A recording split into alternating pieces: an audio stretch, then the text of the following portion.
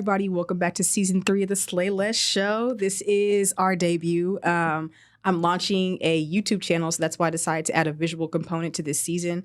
This season is going to focus on colorism, which I have talked about in the first season of my show. I've talked about like here and there the second season, but I really want to focus this entire season just to that conversation, the various ways that it affects our lives. Today, I have here with me Taryn. Hey. Taryn is my mommy homie because she understands his mommy life and how hectic it can be. And I literally, this is so funny, I literally was introduced to her by my friend Chloe, literally when I was about to go into delivery. Like I was like on my phone like, oh, nice to meet you. All right, I'll talk to you later. My baby. Bye. Yes. But it was so cool because she gets it. She gets mom life. She gets PhD life because she's also a PhD student at UNT. And I'm a PhD student down the street at TWU. So she gets it. She gets every component. But I want to just give her a chance to introduce herself and tell the people a little bit about yourself, Taryn. Okay. Well, I'm Taryn Bright Haskett. I have 2 kids, 17 months. Jesus, the time is moving. 16 months and a 3-month-old. So I had them back to back, as Drake would say. I'm getting my PhD at UNT in higher ed administration. I'm having my own vlog coming soon, tearing down barriers. And that just means all the barriers that Black women face and Black moms who are mothers face. It's just, it's a lot of those things I'm going to get into in my vlog. So thanks for letting me pub here. Yes, of course. It's coming sooner rather than later. That I can all say about that. So, yes. Awesome. So today's podcast is dedicated to talking about colorism and specifically raising little Black girls. She has 2 daughters. I have a daughter. All 3 of our daughters are beautiful little brown babies of different shades, different hues. But as Black women, as Black people, we all know the effects of colorism and how prevalent it is within our community. I mean, just to be very honest, it's still, it's a problem. It seeps in places that you wouldn't even think that it should be there, but it's sometimes there, You have it, like, even when you find out you're having a girl and you be like, oh my gosh, her skin color. And it's like, you don't even think about it because it's like, wow, even text you when I was having my second girl, it's like, oh, I hope they're going to be the same color because. Yeah. Okay. And let's continue on that train of thought and just dive into the first question. So, okay. What are your experiences with colorism? How have they affected you and the way you perceive other Black people? How have your experiences with colorism affected the way that you parent your daughters? Which is a lot. No, let's get into it. Yeah. So growing up, I guess I can say we was in an era because I graduated from class of 2010 and light-skinned women was a thing. Yeah, it was like a trend, it was right? like a lot of guys like, oh, I don't like light-skinned girls. I like yellow bones. And I would always be like, okay, wow. And they'd be like, Taryn, you're just too dark. And I'm like, which is crazy to me because like I'm comfortably dark and like you're like brown. And I would consider you to be like brown. Yeah, and it would always be too dark. And I remember playing tennis. And people used to tell me, don't be outside too long. I hate that word, like that phrase. Do not be outside too long because you'll get darker. What's wrong with that? Yeah. But my mom was very loving. She was like, what does that mean? My mom be gardening outside. She said, that's how you get vitamin D. Yes. That's how you tan, you get brown. Yes. Like if you have any scars on you, like embrace all of it. But it was just very, very hard growing up for me, I say, because I did not know I was like surrounded. Like all my best friends were lighter. Until people pointed it out. And I was like, am I being particular? But it was just people who I love. But it was just like all of them are light skinned. And it was like, oh, Taryn's the darkest one in the group. Oh, okay. And then I would be like, was that something wrong? And then going into like just, they were from like, okay, so we're all from like, all of our families from Louisiana, but they're like. Yo, girl, because yes, let's talk about it, that's where my family's from. So like everybody's from Louisiana, but like, her side, what is the word? They're Creole, a little bit lighter, but pretty much like mixed. Yeah, looking mixed. Yeah. But my grandparents are more chocolate toned, so but they're from like Winfield, Monroe. They're not from like I guess the like Appaloosas and all that. So it's that was a big deal. And even when I would like be around their family, oh, you're pretty for a brown skinned girl. Like, what does that mean? Yeah. And I remember it was like clicks. I remember like even if you were on like MySpace and Facebook, not even Facebook, MySpace and what was it, Bebo? Like they had like light skin girl, light skin girl groups, and it's like I remember one time the girl was like, "Well, she's too dark to be in our crew." And then when I told, are you serious? Yeah. And then growing up, I was in Delta Gym, so that's like for Delta Sigma Theta, like the young group. And I was like, okay, what happened, Taryn? Hey! I'm just kidding. No, I enjoyed it. Yeah. And I remember somebody told me, they said, well, that's where you need to be because you wouldn't have passed like the paper brown test or whatever. We could definitely talk about that. And I was like, I don't even know what that means. And I was like, okay, let's not even get into it. The brown paper bags. Yeah. Yes, And then I remember when I wanted to go like to Southern and be on Dancing Dolls, and so we had to be a certain shade. Are you serious? Yeah.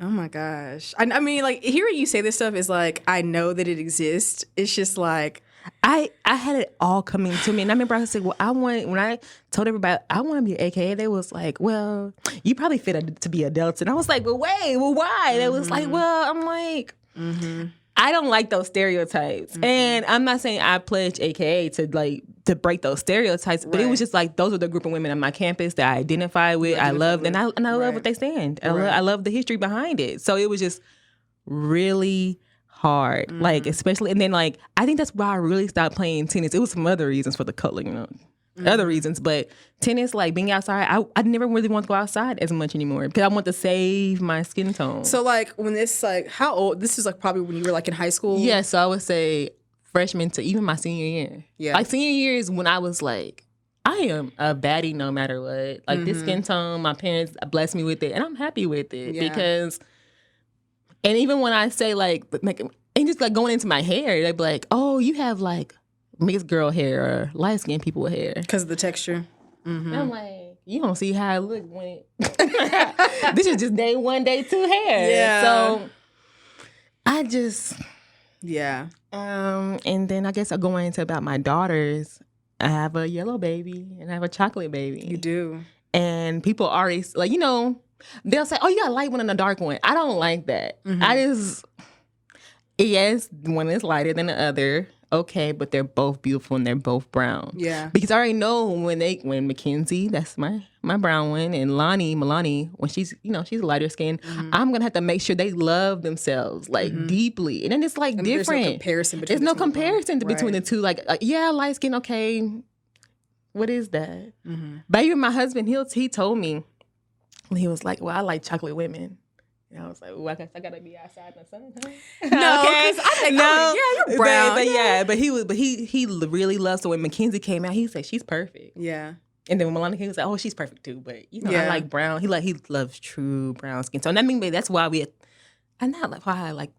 of the reasons why I love him, because it's just like he loves all shades, like black people as a whole. Yeah, because I dated a guy who told me I was the darkest girl he ever dated.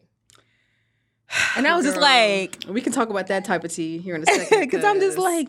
And then I was around his dad. He was like, you don't need to be outside that long. And I'm 20. I'm in college now. I'm like 21, 22. No, boo-boo.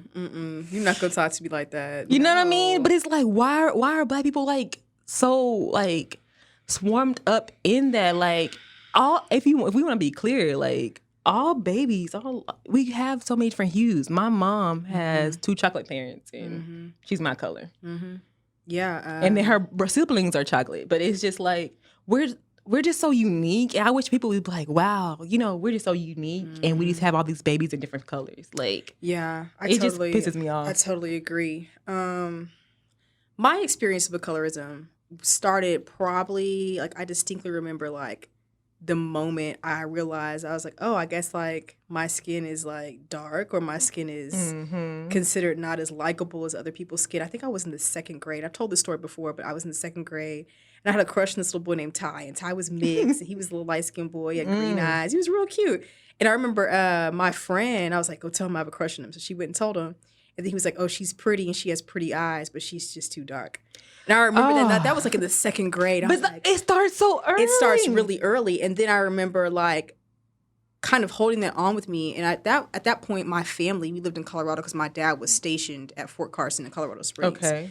Then we moved back south to Texas. And it's worse here. Yes, it's worse in the South. Yes, it is so much worse. There are definitely different dynamics depending on where you are in the country, because now that I'm older and I've traveled, I see how it affects. It's still a thing, but it works differently in different places. So we moved over to Texas. I finished up elementary school, moved into middle school, high school, and I noticed distinctly, like, first and foremost, that a lot of the black boys did not like. First off, they wasn't really checking for black girls. Come on, period. But and then when they were checking for girls that were mixed or that were much, much lighter. Yes. And so, not to like base our sense of self on men's opinions, on boys' opinions, but I definitely noticed that, and I noticed it in the media. And I remember I started, like, specifically when I was 13, I was like, look, girl, you dark. This is your skin. You cute. You dark. You cute. You dark. Live life. And so I started literally seeking out images of women that more closely resembled me, because there aren't a lot of women that look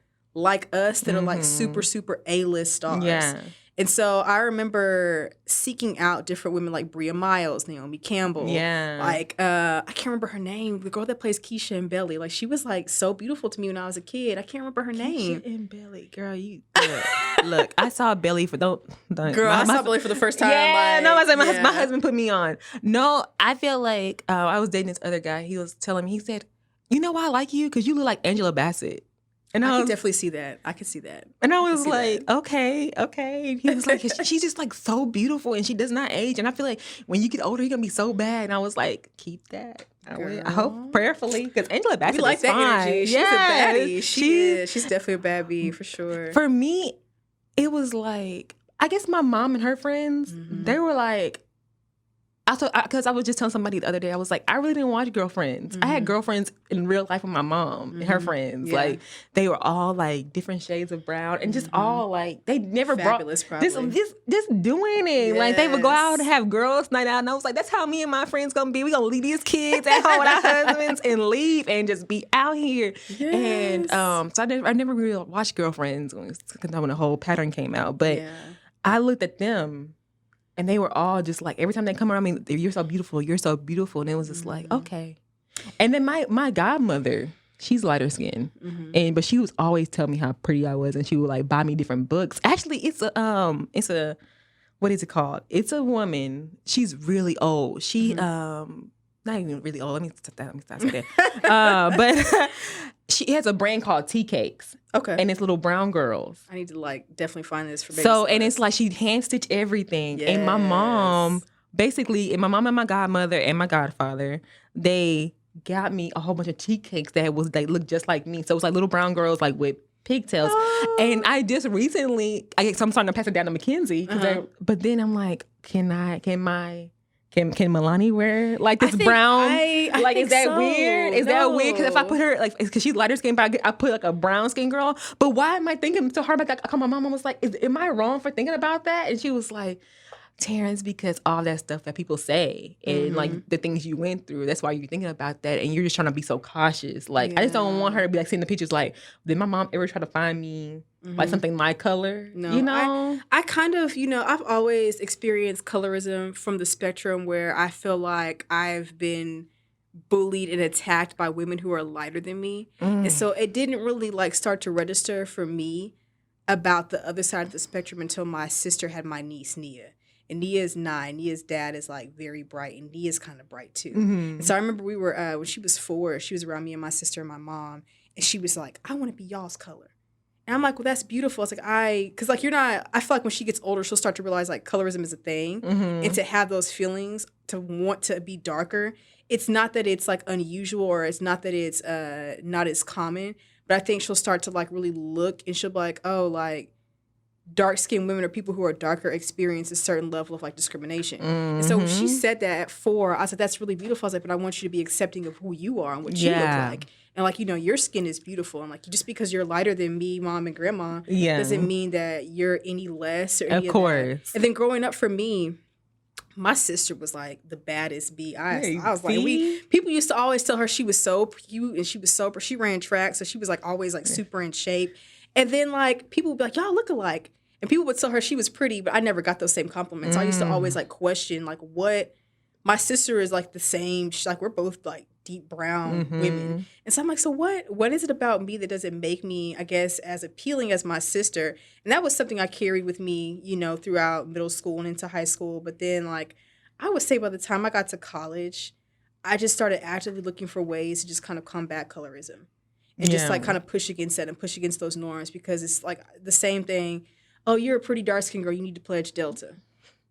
All the bad light-skinned girls pledge AKA. All the bad dark-skinned girls pledge Delta. See? And that literally is the conversation. That conversation is perpetuated. It's just like, it's pervasive. It's pervasive. People, and I think like we might get some negative feedback because like Greeks were like, oh, we don't experience that, but it's out there. It is. I've seen it on the Twitter. I've seen some Twitter feedback and the girls who get retweeted. You know what I mean? Yeah, or it's different out there. It's out there, but it's because it's not even like. It's bigger than us. It stems from way back, too. Yeah, like it's history. It has a history for sure. Yeah, because it's just like, when I pledged, and I was around some, you know, pretty AKs who were lighter skinned. Yeah, they are a fan favorite. It is. So it's a fan favorite. It's a fan favorite. Yeah. But you know, but I think that's true in Delta too. Like, I'm gonna talk about that in a second. But yeah. I don't know, but I just know that my parents were real. My dad, especially my dad. I think that's where my confidence comes from a little bit. My dad was like, "You are beautiful." Yeah. Brown and all. Stop putting all that negative energy in your your ear. Because even when I went to college and came back, some guys verbatim told me, "Well, I was sleeping on you." Like, I was sleeping on you. You kept, like, that summer you come back from college and like you bad now. Yeah, I've been bad, but been bad, been cute. Okay. Yes, but it's just like now, because I was surrounded.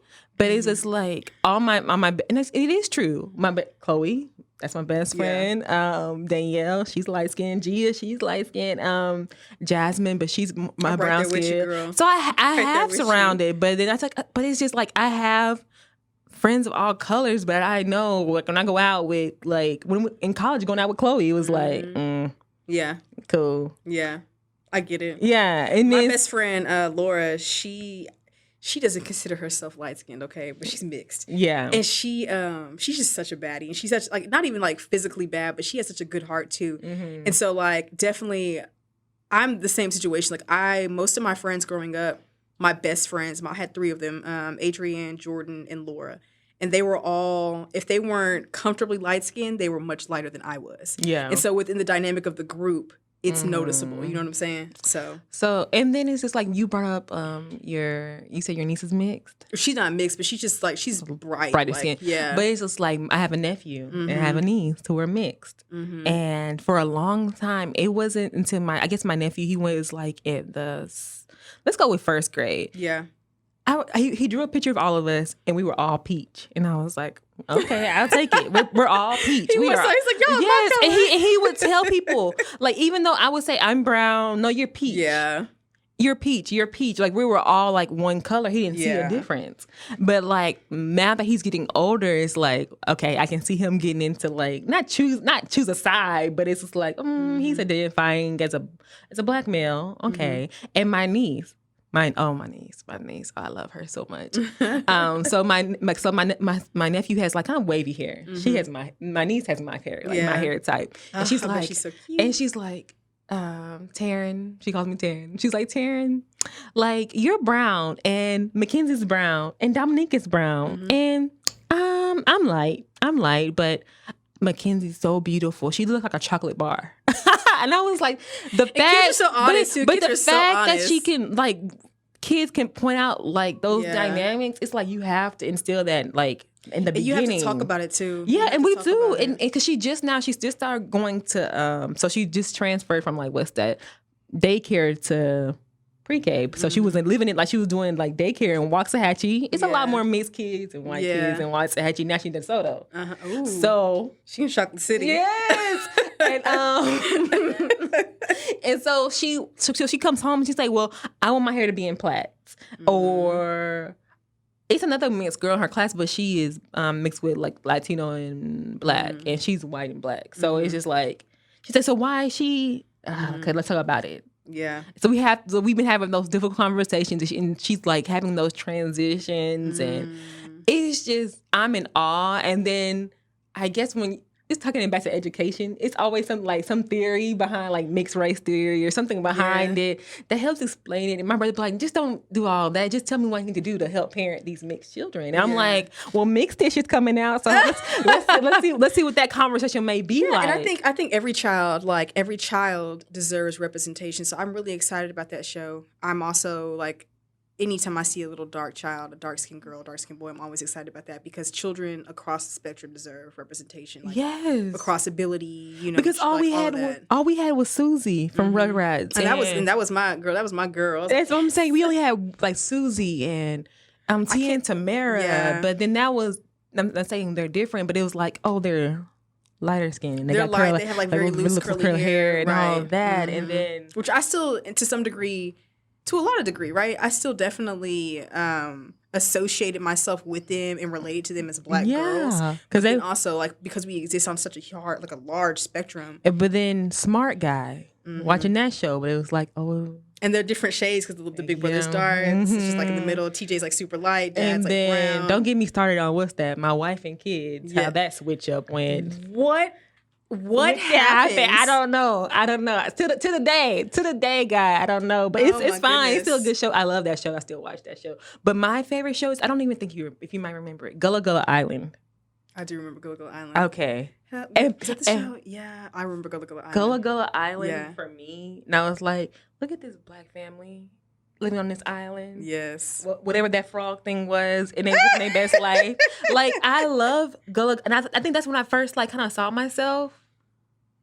And I watched it so much because as kids you gravitate. Like, my daughter loves Little Einsteins, but when Quincy come on, I don't know if her and Quincy hair kind of look alike, but every time when Quincy is leading the show, she's like engaged. She's like, okay, what's going on, Mom? Like, I love that. It makes a difference for sure. And I think I'm going to wrap up this question, but in regard to like parenting my daughter for sure, she's not old enough to have these conversations yet, but like I just constantly kind of like.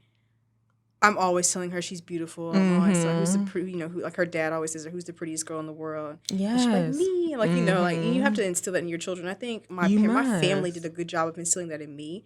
I would definitely say I feel like it was the outside world that kind of like deterred and kind of attacked that, because I feel like your family is like your foundation first and foremost and your base. Yes. And that is important to have, but then also I think it's equally important to instill in other people how to be like culturally responsive and how to talk about these types of things, because if there are a group of Black children in the room, we don't want to privilege any of them over the other ones because of what they look like. Exactly. And that is the issue. You know what I'm saying? Like, that's where we have to get to, like, because, like, of course your family loves you. Of course your family thinks you're beautiful. Of course. I think as they should. But, I think definitely those outside influences. All right. You want to move to the next question? Yeah. Okay. I'm just here. Okay. So we can agree that colorism can have very negative social and cultural effects on children. Yes. One of my chief concerns for my own daughter is how she will perceive herself in a world that doesn't always value dark-skinned children. What are the steps that you are taking to instill self-esteem and a healthy sense of self in your daughters? Do you rely on specific resources, specific conversations, et cetera? And you kind of mentioned some. Yeah, so for me, like, I'll go back to tea cakes. I try to like put her in clothing, specifically Mackenzie, put her in clothing that represents her, and then buying like books, because Mackenzie loves books. Yeah. So my big thing right now is buying books that look like her, and then she'll bring me those books. And like Michelle Obama, it's another book called like Black Leaders. Actually, shout out to my LS Couture bought it for me. It's like all the Black women leaders.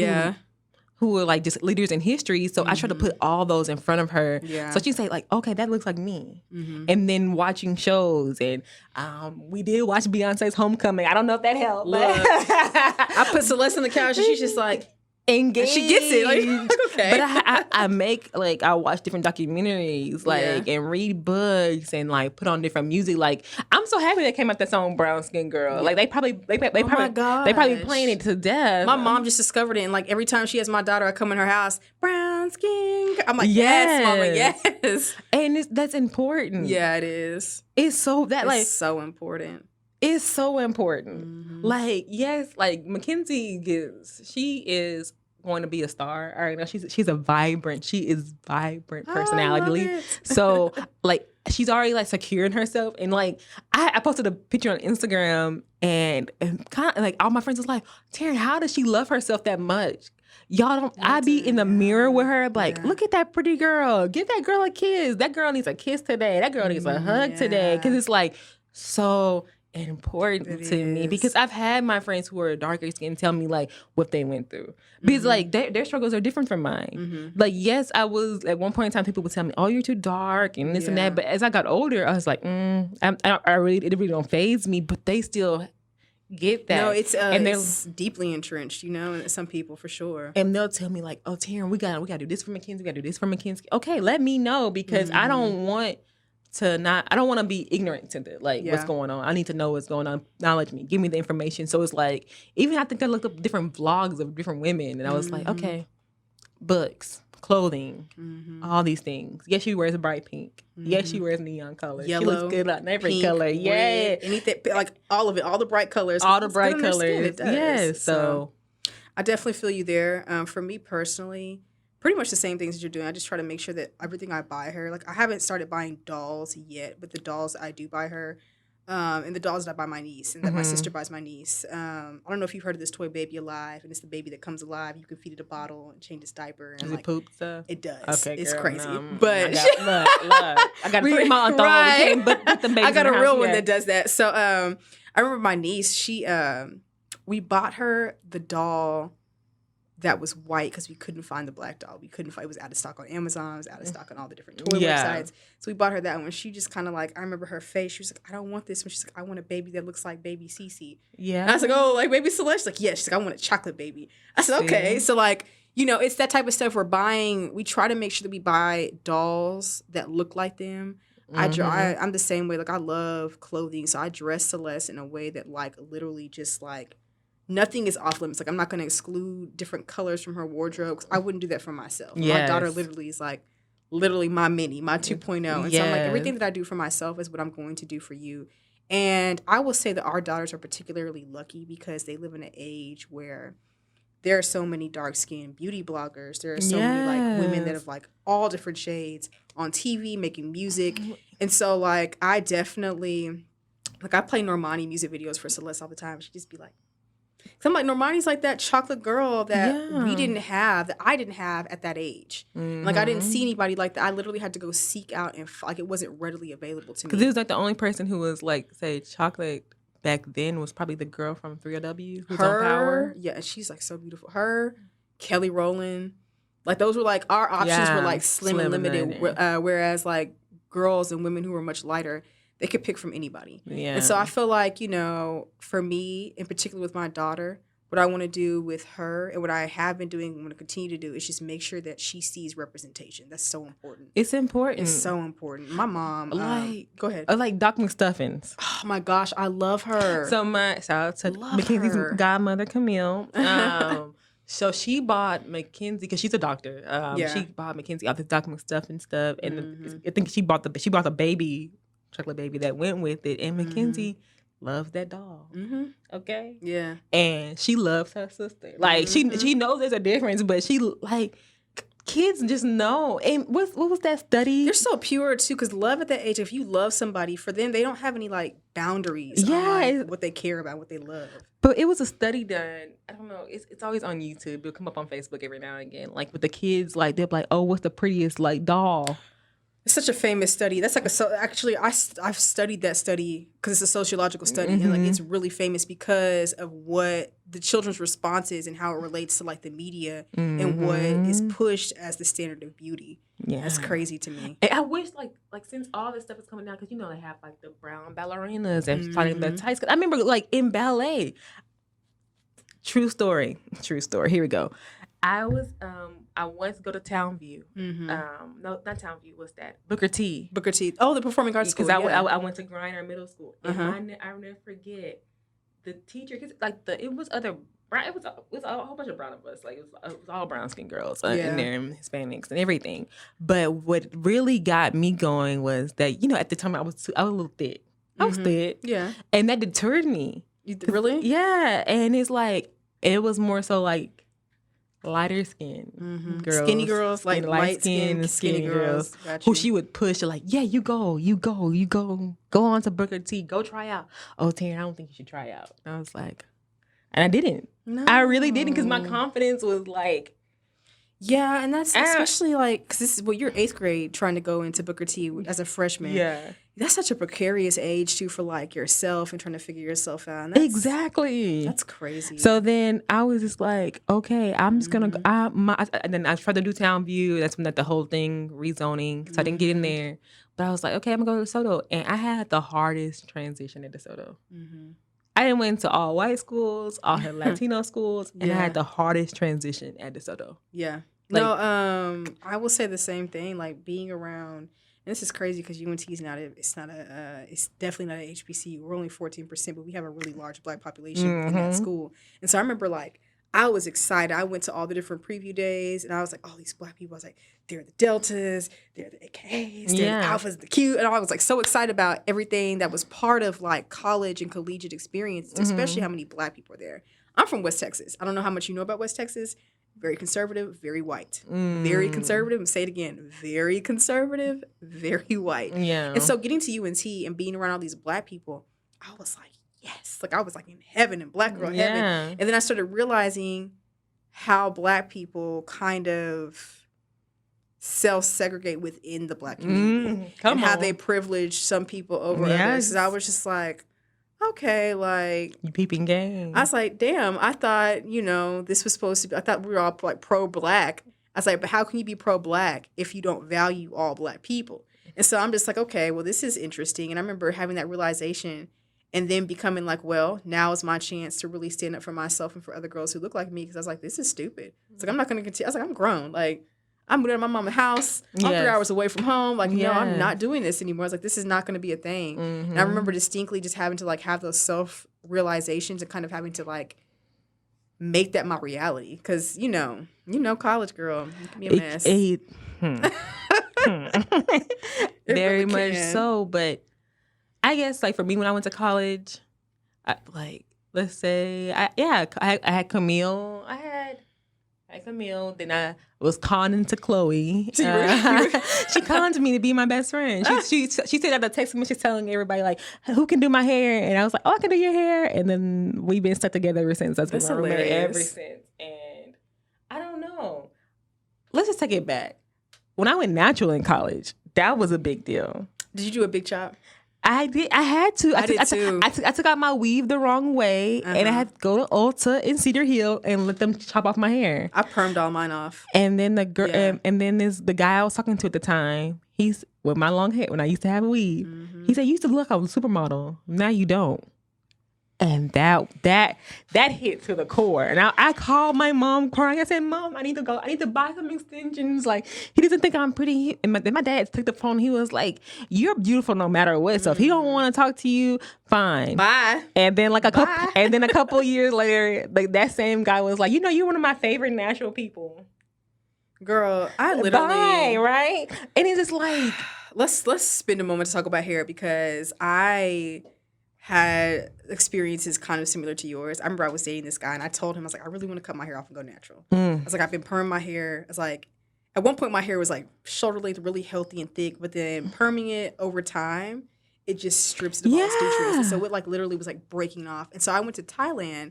I put some braids in my hair. I went to Thailand to do a study abroad trip for the summer. Remember I got back, and I just felt so rejuvenated. It was right before I turned 20. And I was like, I'm about to cut all my hair off. I said, yes, let's do it. I cut all my hair off. And like, prior to that, he told me, he's like, I'm going to break up with you if you cut all your hair off. Girl. And so I said, okay. And I was like, I'm really going to cut all my damn hair off. And I literally I went to my cousin's beautician. I had her pick me up. My cousin Dan, her name was Lorinda, but we call her Dan. She was just like so glamorous, like, take me to your beautician. She took me to downtown Dallas. He cut all my hair up, like literally cut it all off. I walked out there and I was like, I feel so good. Yeah. I felt so free. Yes. But then also with that freedom, I started to realize like, okay, like I'm natural, and there's like a group of people, a population of people who really respects my hair and what I'm doing. And then there's a population of people who don't understand it. And so again, it's like making those choices. And then like, I think hair and skin tone has so much to do with each other. They really do. And it's like, when you cut off your hair off, it's like, do you have good hair or bad hair? And then what does that mean? Mm-hmm. And it literally, I gotta tell anybody, they be like, oh, it's easy to be natural. It's not. It's not.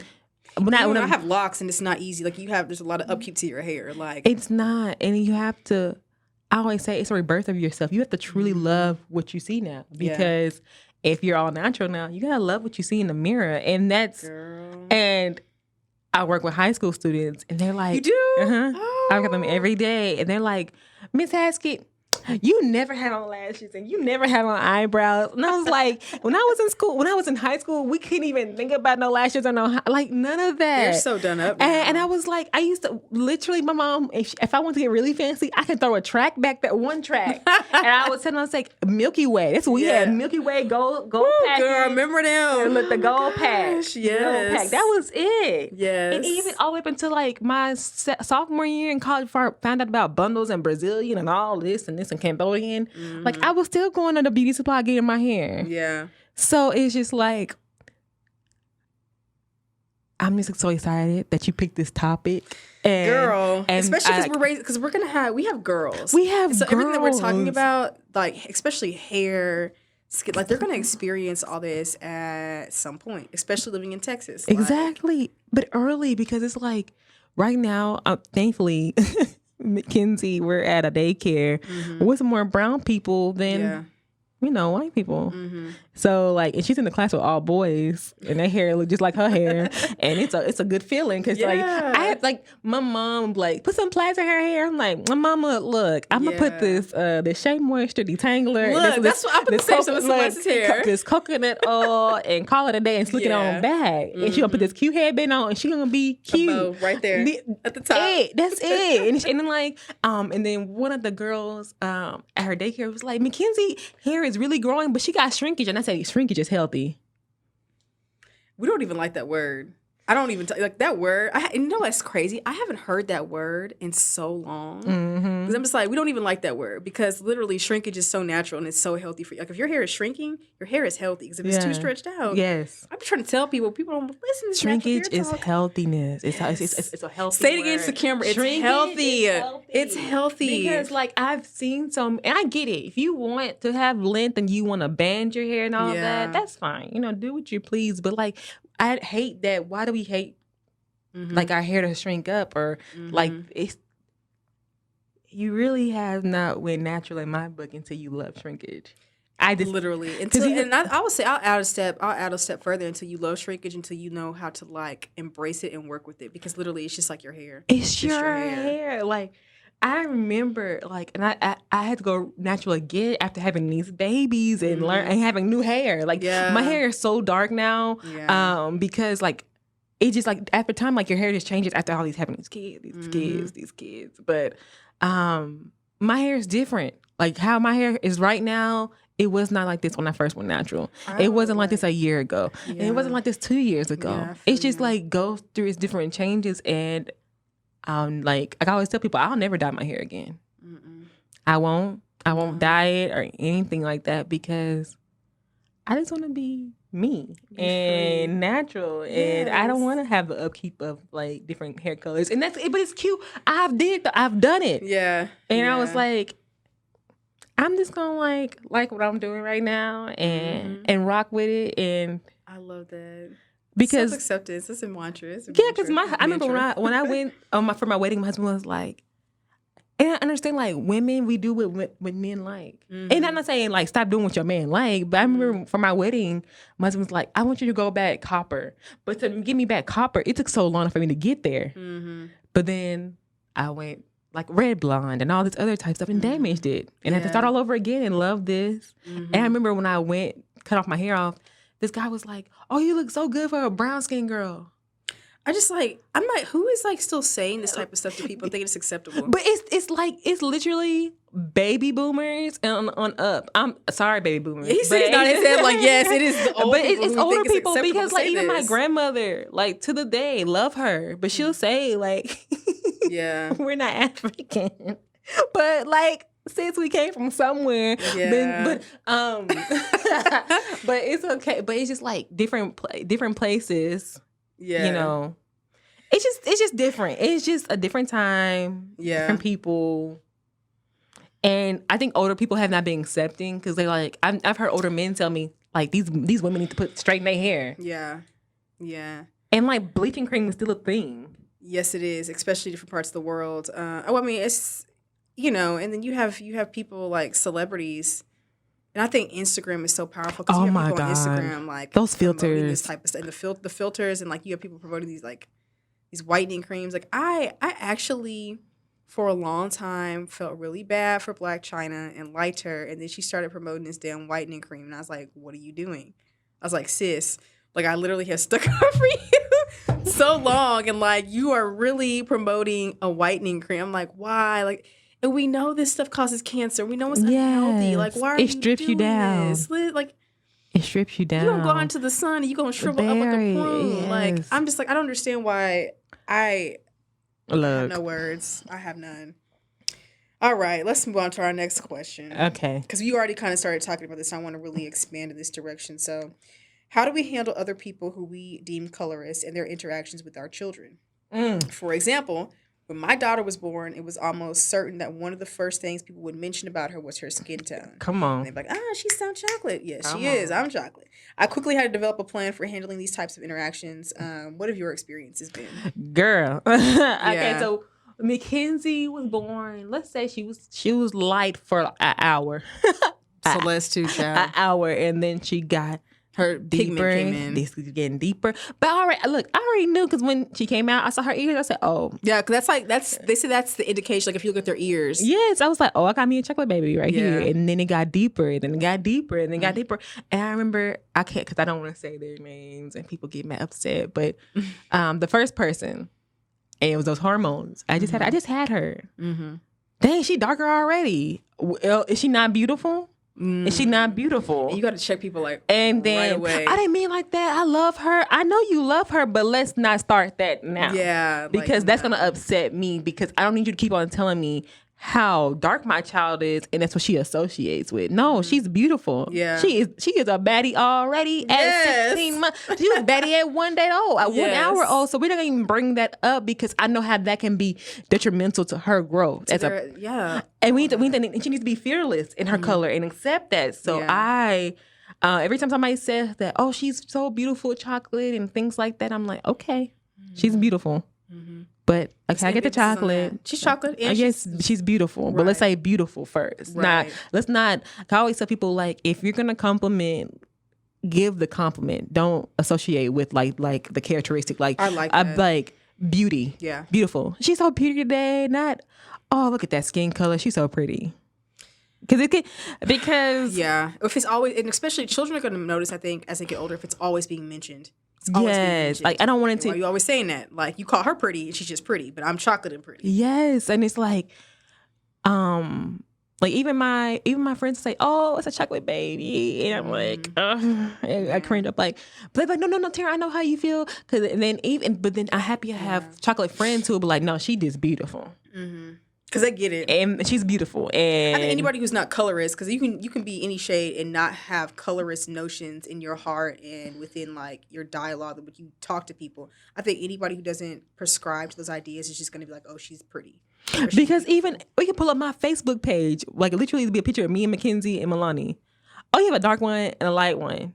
Why are you even saying that? Like, delete. I delete so quick.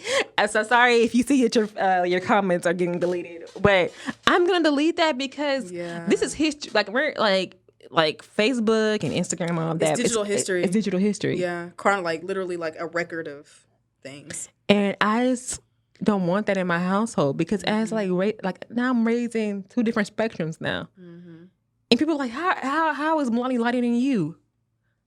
I don't even know. I wish people understood like genetics. It's just we can, like, Black people, we can give so many different outputs. Yeah, we can.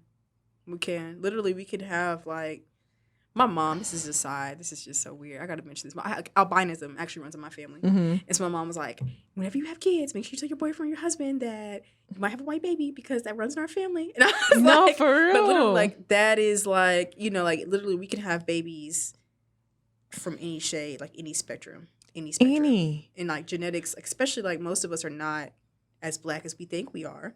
We have a lot of European in our blood. We have Native American in our blood. Everything. Like, for me, personally, I know like how mixed my lineage is, but like here I am. Look. Here I am. And so, you know, like it's one of those things where I think people need to understand how genetics work too. Because like I pop off. Like if you catch me now, you know, I pop off on anybody at a Target, at a Tom Thumb, and a Kroger's because I've had people of all races come up to me and be like, "Oh my gosh, you have are these both your kids?" Now yes, that right there would annoy me. And they're both mine. That right there. And they're like, "Oh my gosh!" Like I was like, "Yeah, they're sisters." That particular question because they're sisters. The assumption they have like, the same dad. Yes, the assumption that first off, oh Lord, the assumption that girl, you just that's what I'm saying. The assumption that first off dad. they're not related, or the assumption that as a black woman with 2 children, they must have 2 different fathers. Come on. And like my thing is like there's nothing wrong if that has like there's nothing wrong with that, but like the assumption that just because you're a black woman, both your kids are with different men. That's what I'm saying. Like that to me. And I'm like, no, they're the same. Oh, because then she was like, I thought her dad pointing at Melanie. Oh, I thought her dad might be lighter. Oh no, her dad's the same. And actually, Dominique, he was like me and Dominique were Melania's color when we were first born, as all babies are. They're lighter, and just got deeper in tone over time, and which is natural. It's naturally, but like Mackenzie, my baby, like literally was only light skin for an hour, and then she was brown, and like she's gonna be chocolate. She's a chocolate baby, and that's just what, and that is just what that is. And I just want people to understand, like, the more you like pick that out and point that out, they try to think that like something's wrong with me. It's like is something wrong with me? Yes. But it's like sometimes is my darkness offending you? Like, you know, is this offending you? And I'll tell anybody like, no, they're both, and they're both beautiful. Oh no, I wasn't saying that, but you did. So we're gonna have, and it's like I wish there could be a class. I wish teachers could go through a class. So I'm about to put y'all up on some game right fast because she just mentioned like educate because we're educators, educational tools. There is this Instagram, and she's actually like blowing up. She has organized like 2 different academic conferences. We should write a paper together. There you go. Yes. But it's called colorismhealing.org. And she has an Instagram. And I'll post this on my Instagram just so you guys can have a link to it. But she has all these different resources for people to talk about this with their children, within their families, within communities. Because I really think a lot of the time, you and I understand perfectly well what colorism is and how it is so detrimental. But I think a lot of the time people, because it's so ingrained in our community, they talk about it and they don't really realize how dangerous that conversation can be when you talk to children or people and you say certain things to them, you know, and especially children, because I just feel like as children, like no child should be walking around hating themselves because of what they look like. Period. Like, I guess, and that's what I guess, like I said, when I had text you that day and I was pregnant, I was like, I remember because we talked on the, you texted me and I talked to you later. I was just like, girl, I said, this baby come out light skin. It's gonna be deeper. It gets deeper, and it did. And I know I thought about that for a long time too when you said that to me. Because I was like, that is like, because that's the reality for so many Black families. Yes. It is like that. You have siblings and parents of different shades, different spectrums. Like Melania's not my color. I'm not Mackenzie's color. Yeah. And heck, Mackenzie's not even her dad's color. She's a little bit deeper in color, and it's like we have to have those conversations. But that's why I'm like, if anybody like gives like Melania too much attention, I'm like, okay, Mackenzie. Yeah.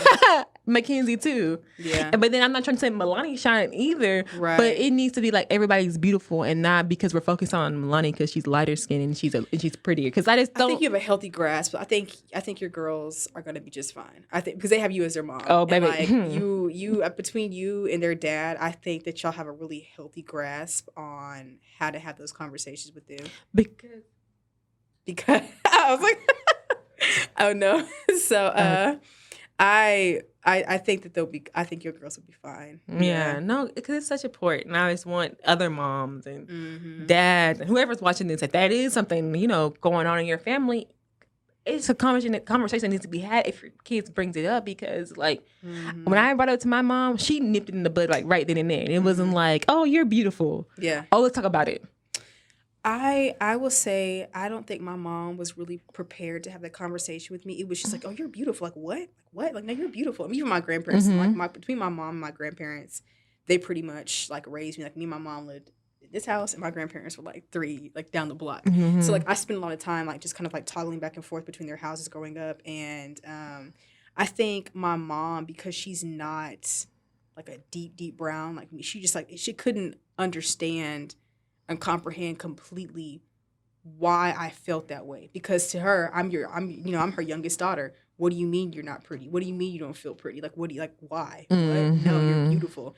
And so I didn't have that conversation in the sense of like being able to like really destruct it until I got older, and I was able to talk to her and explain some things to her. And then she's like, oh, okay, like, well, then let's have this conversation. But like when I first brought it to her, like back in the 2nd grade, she's like, no, what? That's crazy. You're beautiful. I'm like, I know you think that. I know you think I'm beautiful. My mom, but you know. So, but see, my mom, both of her parents are chocolate.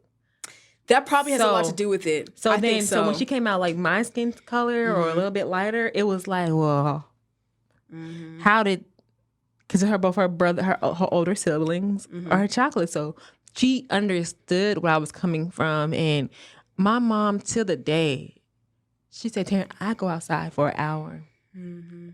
So I can just bask in the sun, get a tan. Like, and I remember when I used to tell people, yeah, I'm gonna get a tan outside, because I didn't before like getting introduced to other things. Oh, why would you do that? Like, you don't want to get dark. Yeah.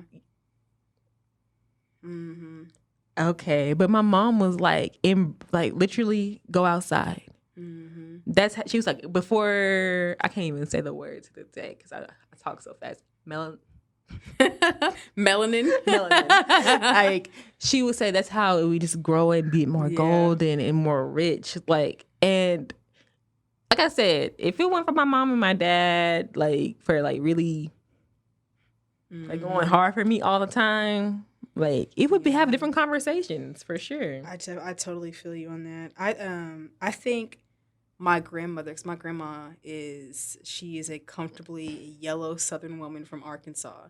And she has 2 grandchildren that are extreme. One's mixed, one is just really, really light. And then she has me and my sister, and we're all girls. And so she just really instilled in me this pride in who I was as a woman, as a girl. Like, she was at church when we got up. We got fresh for church. We got our breakfast, got fresh for church.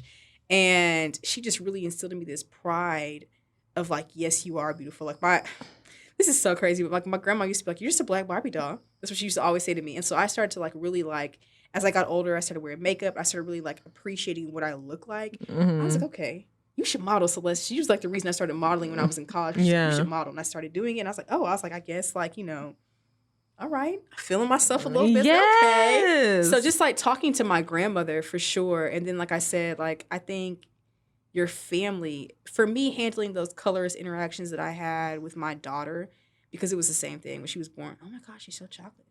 Oh my gosh, she's so chocolate. She's so chocolate. She's so pretty. She's so chocolate.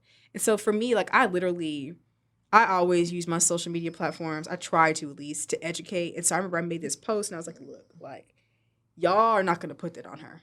I was like, she's not even 6 months old yet. You're not going to do that to her. Like, period. Like, we're not going to sit back and you're not going to, like, y'all's own hang-ups about shade and color and your preferences or whatever. Like, we're not going to do that to my brand new human, my brand new baby. Brand new. Don't know nothing. Don't know nothing. Only literally knows me and her dad. Only wants to be loved. Like, we're not going to do that. And I remember having to check a few people, unfortunately. I'm not going to say no names either, but, like, you know, like, I know you're probably the same. I'm Mama Bear, so you're not gonna come for my baby. Not ever. And if you do, like, you know, just you know, expect the consequences. I guess exactly, because like I always tell people, like it takes a woman a full year after having a baby. Yes, a full year, y'all. So a full year, and these hormones be pumping. And not saying that's an excuse, but I'm just saying let's not be disrespectful. Yeah. And now I feel like, you know, we're openly saying this. Now, if you're directly in contact with us, now you know to educate yourself. Yes. But for sure, but it's just like, I would always have to like check people like, oh, she's like a doll. Oh my gosh, okay. And they're like, you know, then they're going to describe, you know, those little chocolate dolls. We could have just left it as dolls. We could have done doll. Doll was acceptable, but now like, and I mean, even saying a chocolate doll, like cool, but like when you continue on the conversation, it starts to go into like some like another like a direction that's like almost like you're. Can we call it a fetish? Like almost, I don't know, like this obsession because I remember I was in the Barbie doll aisle and it was an older woman. And she was like, "Oh, you have a Christy and a Teresa." The black Barbies. Come on, girl. Come on. Oh Lord. And then I thought about it. I was like, well, do I have to buy a Christy for Mackenzie and do I have to buy a Teresa for Milani? Because it's so much deeper. The Christy doll. And it's probably people like, oh my gosh, like they're making it so much bigger than it is, but it is. That's why they have all these shades, and that's why dolls are important. And it's important not to have all these Christies and Teresas with straight hair because we don't have straight hair, right? And we don't. And I think I think comparisons, because even like my grandma saying like you look like a black Barbie doll, like even when people say stuff like that, I got called a chocolate bunny one time at this event. I was like, you called me a chocolate bunny. I said, oh my God, like the Easter candy. Like we call Mackenzie bunny. Like, y'all, even the way that people compliment dark-skinned children is indicative of the way they think about dark-skinned people. Because it's like it's never like, y'all can never just give a compliment outright, like, oh, she's a beautiful baby. It's, oh, she's this. Oh, that little Hershey's Kiss, a little chocolate chip. I'm like, yeah, she is my little chocolate chip. But like, let's expand how we talk to people. You know and expand compliments because it's very important. Because I even hear the language is different with Milani. It's like, she's so pretty. Period. Oh, Mackenzie's look at that skin. She is so beautiful. Wait, her skin's so smooth like chocolate. She's so beautiful. Okay. I mean, none of that is not like all of it's true, but it's like, why is that always? And I'm like, girl. And it's just, I don't know. But I'm happy. Like, shout out to Rihanna, like for making all those skin tones because it was important. Now everybody else want to have all these skin tones, like because we're just such beautiful people, and we're so. Like, everybody's so distinct. Even if you saw a woman who looks just like me, had the same skin color, I bet she has a slighter hue than me or a deeper hue. Because it's like, you have to find what's right for you. So it's just like, we do need all those colors. I remember it was like a big thing. And then... It really was like a really big thing, which to me was kind of interesting. I'll say why in a second. But it's just like, we need those. Yeah. I'm tired of people saying dark on the bottle, but then it's lighter than me. This is crazy. They actually just bought some of the new foundation that she just released not that long ago. And I remember I went to Sephora to buy it, and she was telling me that unlike a lot of foundations, Rihanna's foundation actually dries a little bit darker. So it actually like literally, and I remember I put it on I wore it out for the first time maybe 2 weeks ago. I had a girls' night with my friends, and I put it on. And I remember after it like dried, I looked in the mirror, I was like, I literally cannot tell a difference. It's like this is crazy. Makeup, I think, is really important just because for me, my mom always loved makeup. And growing up, she did a really good job of finding makeup that looked good on me and that matched my skin. That looked like really, like, she is the reason I was never afraid to wear purple or red lipsticks. I was like, there's a way to wear it. It looks good. So I think that's really, really important too. Which, let's move into our fourth question because this is a good segue. So our fourth question says, what can we do to raise a generation of children that will not adhere to colorism and perpetuate it? And I want to start that off by saying I think representation is so important. So like for sure, and representation is Instagram models, A-list celebrities, musicians, writers, women that are in education, like literally makeup, movies, literally anything that you could think of. I want to be able to see someone that looks like me or looks like my daughter, you know? Because I'm going on my it's a woman right now on Etsy. Okay, here we go. Her name is the Trini G. I'll give it to you. Okay, yeah. But like, so my children had superhero day at school, and I was like, how I need to find some. I shout out to Wakanda, but I want a black Wonder Woman. I want black superheroes on my children's t-shirts. And then she came out with that. Oh my God. And all her stuff is just like that's so black cute. Black little girls dancing. Like she has a whole bunch of stuff like this. So her name is Trini G. We'll post her on the Instagram. We'll post her, but it's just so important for representation. So I think like that's key. And then having deep conversations about it, like with your kids, like starting off like now, like even with Mackenzie, like shout out to what's that movie called? The Maid. Like you are loved, you are smart. Wait. The Help. The help. So I do that to Mackenzie every day. Like you are beautiful. Yeah. You are so smart. Yes. You are a good person in and out. All of that. You are so humble. You're so confident. You're so compassionate. Like yeah. You are loved. I love you. Daddy loves you. Lonnie loves you. Like just saying those like every day, even though she don't know what's going on, she starts smiling. And then I say to Lonnie, like, oh, you're so beautiful. I love you so much. Yeah. Like, you have to, representation, how you raise them, like, put what you're putting into them, what they're watching. Yeah. Like, if I could just, we have like a lot of colors. So, and I started drawing her brown. That's me. That's you. That's me. This is Lonnie. This is, because it's important. It is so important. And I totally agree with you there. And just in the books, we have a plethora of books. Like I Am My Hair, I Am Enough. Yes, we have so many books. And I remember growing up, like it was harder. And like going to like it's like an African American. We used to be an African American bookstore in Oak Cliff, but it closed down. But now you can go buy the books. It's like I want to say the African Experience. It's in Oak Cliff, like near Stock. Wait, is it it's not Pan African Connection, is it? Is it Pan African Connection? I think. Yeah. It's in a small shopping spree, right? It's like a little shopping center. Yeah. Is it like close to Marsalis? Yeah. Okay, I know so what I'll you're go over talking there as well too, and yeah. In red, because I always tell people Redbird Mall before it became what it was. Like when we would go there on Saturdays and go there on Sundays, I heard it was popping. It was like I used to go there when I was in high school. And I would come from Abilene to shop. Yes, it was it was seeing all those beautiful black stores. Yeah, and then also like when it comes time for Christmas, you know, if you don't preach Santa, but finding a black Santa, for sure, because that's important too. Yeah. And I don't know. I just want to make sure, like, we all believe, like, oh, black is beautiful. For sure. And for sure. Even when Mackenzie, like, I went to the directors, like the director of her school is a black woman, and I think that's important to see them in different positions. I definitely think that's important.